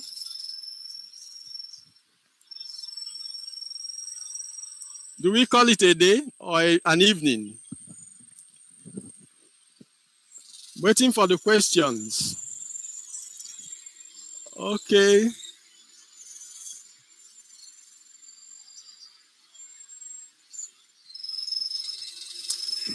Okay, someone asked a question. Prince, I think, asked whether you put date at the inception of the script, or is it just in a flashback? The date is not necessary at the inception of the script. Okay, the reason why you do it for the flashback is for context. All right, so that because your setting, okay, should encompass the timeline, and you don't have to tell us that this is 1980, right? You have to find a subtle way to do that. You don't have to write like 1980 somewhere. Okay, so you don't need to get the question at the inception. The reason why you do it for the flashback is so that we don't lose track of time. Okay, is there any allowance What's this? Is there? Hello? Okay, is there any allowances in the program? Please keep the questions to, limit the questions to the topic, today's topic, okay? Okay, you can ask the admin about the allowances. So I'm still waiting for your questions. Okay, Chisom Pascaline, when writing a script, when writing a script and you want it to be acted using a particular language, do you write with the language or in English? Okay, since we are dealing in English, you need to write in English, okay? But you could indicate in parentheticals that it has to be what? In local language, maybe in Igbo, right? Okay. In parentheses, you indicate it has to be what? In foreign language or in Igbo, but you have to write it in English.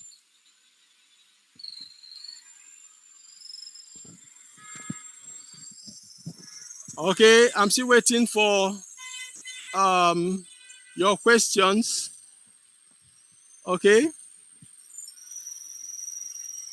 Ahmed is asking, how can the scene be shown visually instead of told through dialogue? Okay. First of all, you have to understand that if you understand or if you remember the history of movies, movies started without dialogue, without voice in the first place. Okay. Movies are about movement, action, reaction, decision, and what? Action. Dialogue is like salt, right? It's like spice. Okay, you have to use it for sparingly. The essence of movies is not really to talk, it is to what? To act. So if the dialogue has to come in, it has to what it. You have to build it into what? The action. Okay?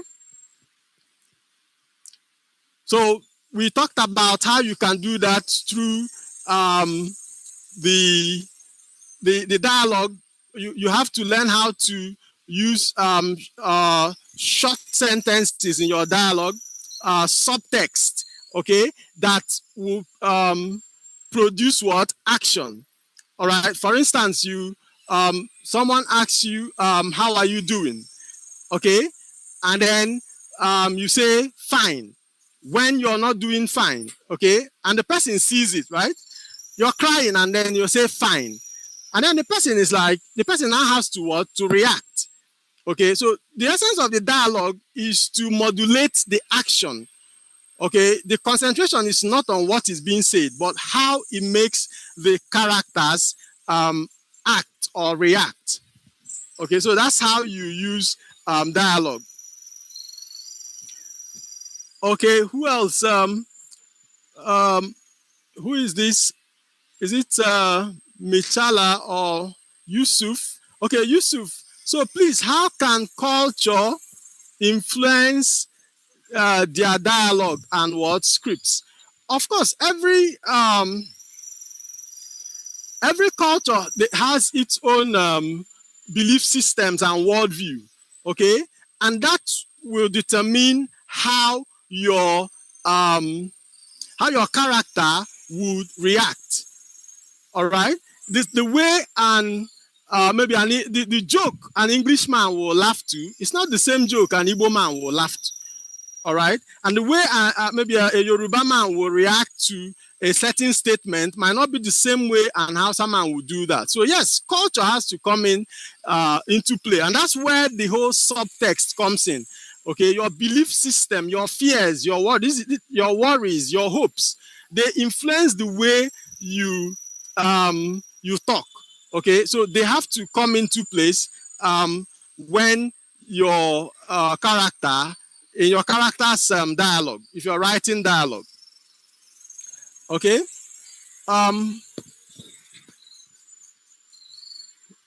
Okay.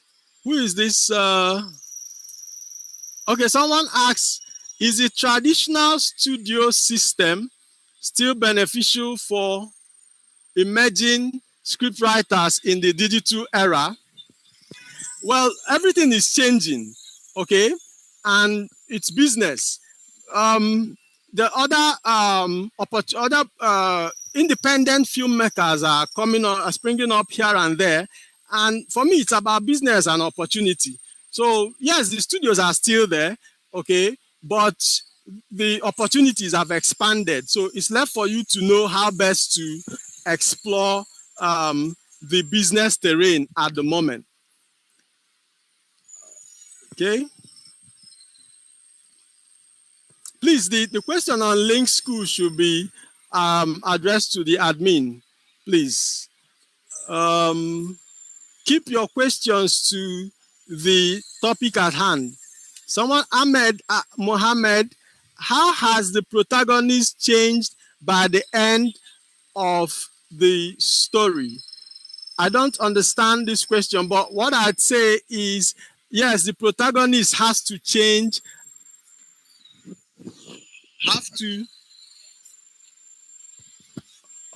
okay. Sorry, if you have questions for the admin, she will come in after me. Okay, so in terms of character change, it's very important in a story, okay, how the protagonist changes, because that is what will show us your point of view, okay? If, for instance, you're trying to tell us that crime is bad, right? And then at the end of the day, the protagonist gets away with his, maybe the antagonist or protagonist gets away with crime, okay? It doesn't rhyme with your theme. So the change has to rhyme with your word theme, all right? And it's the protagonist that will depict that change for us to see, all right? So the protagonist is actually playing out your thoughts for us to see. Since we are not in your mind and you're not preaching to us, you're using the protagonist as your scapegoat to show us that in this case, maybe crime is bad. So the changes happening to the protagonist has to sustain this, your line of argument. Okay?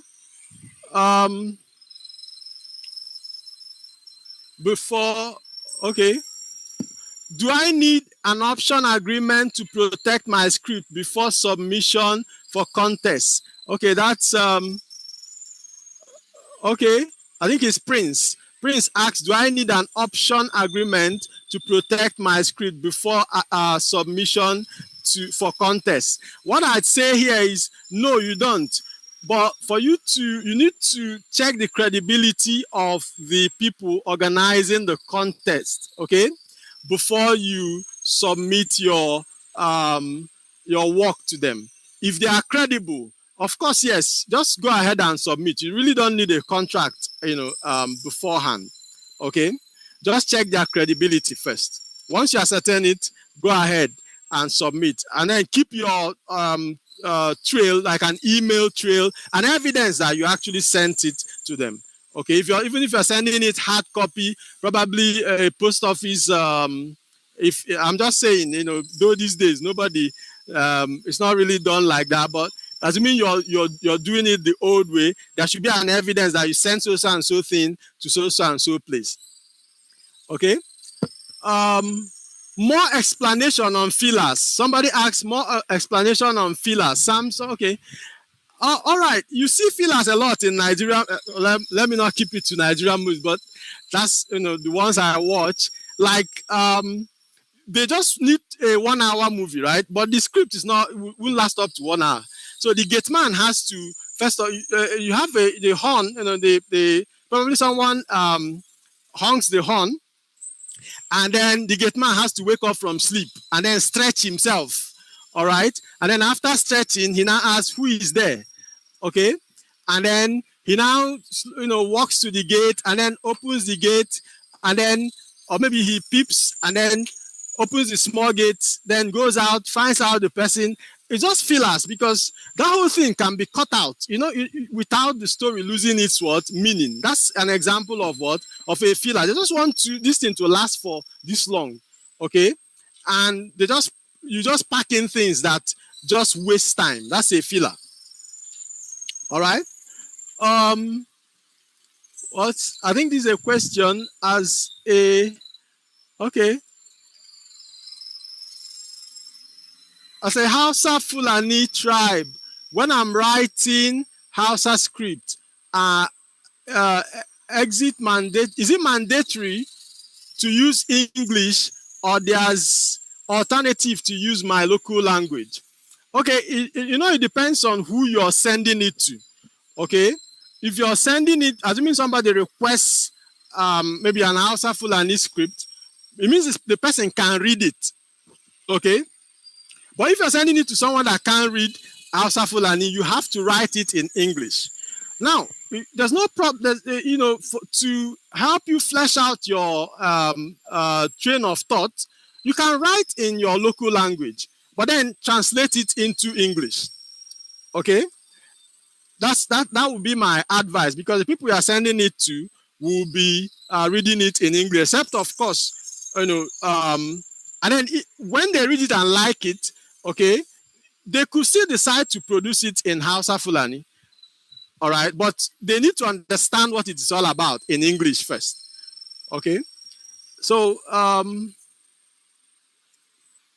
all right. Okay, thank you very much for the commendation. Thank you. In the absence of more questions, let me hand you over to the admin to round off today's class. I'll see you next time.